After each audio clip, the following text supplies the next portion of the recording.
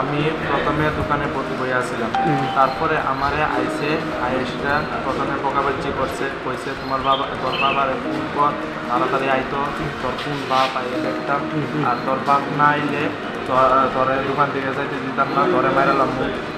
তারপরে আমি বাবারে ফোন করছি পরে তার বাবার কাছে, তারপরে আবার আইসটা কইছে তোর বাপরও কাটমু, তোরও কাটমু, তোরা ওখানে দেখলাম তোর বাপ আয়ুব খালি।